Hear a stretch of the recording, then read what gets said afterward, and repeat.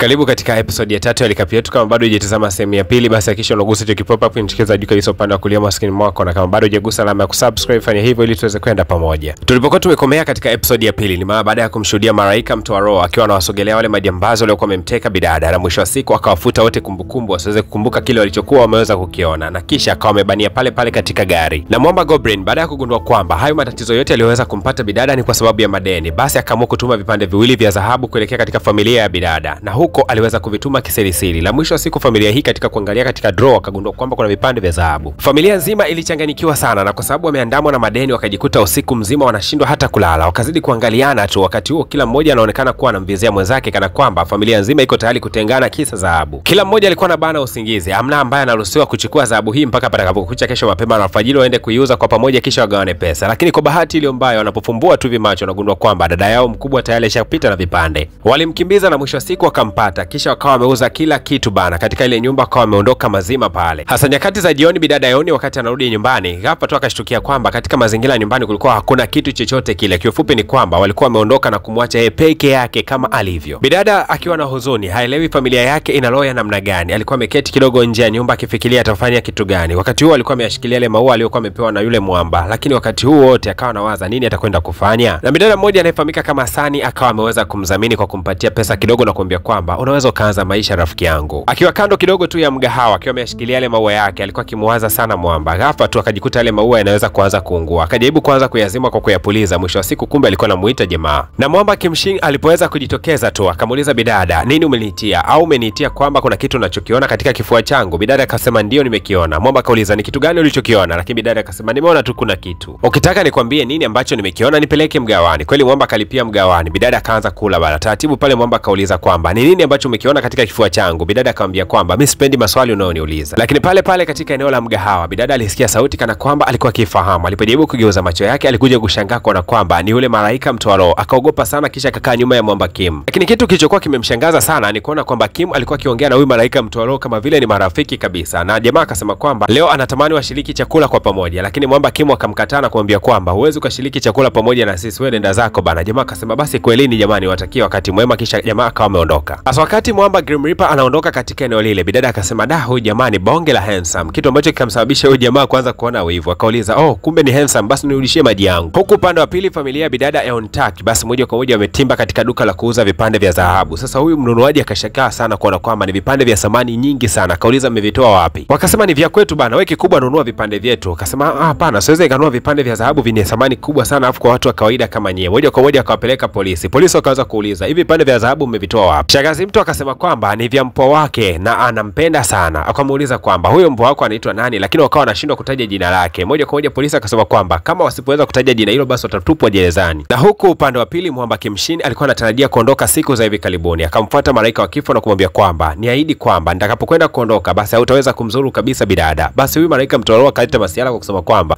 wewe ni baba mwenye nyumba wangu bana, siwezi nikafanya kitu chochote tofauti, wewe nenda kwa amani tu, utarudi utakuta bidada anaendelea vizuri kabisa, mimi siwezi nikafanya chochote tofauti na wewe. Mwamba Goblin baada ya kutoka kwa yule malaika mtoa roho moja kwa moja akaelekea kwa bidada ufukweni kidogo mwa bahari, ambapo alimkuta bidada alikuwa ni mpweke sana siku hiyo. Jamaa alifika na kumwaga bidada kwa kumwambia kuwa atakwenda kuondoka lakini siku moja atarejea. Dada alijikuta anatoka na machozi tu kwa sababu mtu huyu alikuwa ameshaanza kumzoea. Lakini baadaye mwamba Kimshini akiwa amerudi nyumbani yuko na mshikaji wake wanaangalia TV, walishangaa kuona kwamba mlango wa nyumba yao eti leo umeweza kugongwa hodi. Ikabidi kushtuka sana, ni nani ambaye anaweza kuja kugonga hodi katika nyumba yetu? Lakini ile kufungua tu akashangaa kuona kwamba ni bidada alikuwa akigonga hodi. Bidada akasema kwamba je, kama nikikwambia ninachoweza kukiona katika mwili wako utabakia na usiondoke? Goblin akamwambia bidada kwamba embo amwambie ni nini ambacho anakiona katika mwili wake. Bidada akasema kwamba na uona upanga katika mwili wako, tena akawa anaonyeshea kwa kidole. Jamaa hakuamini kabisa macho yake. Mwamba Kimshini aka Goblin alifurahi sana siku hiyo, na kisha akasema kwamba nina sababu ya kuendelea kuishi kwa sababu bidada nilikuwa nikimsubiri katika maisha yangu ameshaweza kufika. Siku ya leo mwamba Grim Reaper akiwa anapita katika mitaa, kuna mtu akawa amemsimamisha na kumwambia kwamba karibu, ninauza pete na vitu fulani vya zamani sana, basi karibu sana mwamba. Lakini jamaa akasema hayuko interested kwa maana avutiwi navyo hivyo vitu. Mwisho wa siku yule mtu akawa amemulika na kioo usoni, kisha mwamba alipoweza kutazama katika vile vitu vinavyouza akagundua kwamba kulikuwa kuna pete ya zamani sana. Ile anageuka pembeni tu akashuhudia kumwona bidada mmoja mrembo sana. sana. Baada ya kumuona huyu bidada akajikuta anaanza kutoka na machozi. Hasa huyu bidada akawa anamshangaa Mwamba na kuanza kuuliza, "Unalia nini kaka?" Lakini Mwamba akamuuliza, "Jina lako ni nani?" Bidada akasema kwamba yeye anafahamika kama Kim-san. Lakini huku upande wa pili tunaonyeshwa Mwamba Goblin alikuwa akitazama picha yake moja hivi ya zamani kidogo. Hii picha ilikuwa ikimuonesha dada yake yule ambaye alikuwa amepigwa mshale kipindi cha mwanzo kabisa katika episode yetu ya kwanza. Mwamba alikuwa akijilaumu kwa kushindwa kuweza kumlinda dada yake kipindi cha miaka 900 iliyoweza kupita. Lakini hili jina Kim-san ndio lile jina ambalo Mwamba Grim Reaper alipoweza kulisikia tu alianza kutokwa na machozi. Naye jamaa upande wa pili alipokuwa akitazama picha dada yake akajikuta naye anatoka na machozi. Lakini huku Mwamba Grim Reaper alipokuwa akitazama ile namba ya simu ambayo bidada alikuwa amempatia akajikuta tu anaanza kuwaza, ni kwa nini napata hisia kali sana nilipoweza kumtazama yule bidada. Lakini ngoja nikukumbushe kitu fulani muhimu sana. Wakati ule wa miaka 900 iliyopita dada yake na Mwamba aliuliwa akiwa ni malikia. Kwa lugha nyepesi ni kwamba Mwamba akiwa ni general wa jeshi, dada yake alikuwa ni malikia. Kwa hiyo mfalme wa kipindi kile cha miaka 900 iliyoweza kupita alikuwa yuko tayari kumuua Mwamba Kimshi pamoja na dada yake. Lengo tu ni moja, aweze kukaa kwa amani, kwa sababu alikuwa kiwasiwasi sana kwamba general angechukua ufalme huu. Kesho yake tena Mwamba Grim Reaper akatimba katika yale maeneo ya daraja akizani kwamba angeweza kumuona bidada, lakini ikawa ni ngumu kuweza kumuona bidada kwa siku hiyo. Akarudi mpaka nyumbani kisha akaanza kumwambia yule mfanyakazi wa Mwamba Kim. Mfanyakazi wa Mwamba Kim aliposikia hizo sifa za huyo bidada akasema kwamba ni kama nimewahi kumuona sehemu, anapatikanika maeneo fulani na fulani. Kisha akawa amemwelekeza huyo Grim Reaper. Moja kwa moja Mwamba akawa ametimba katika eneo lile na ni kweli kabisa aliweza kukutana na bidada. Bidada akauliza swali moja tu, "Nilikupatia namba yangu ya simu, kwa nini ukuweza kunipigia?" Mwamba akamwambia kwamba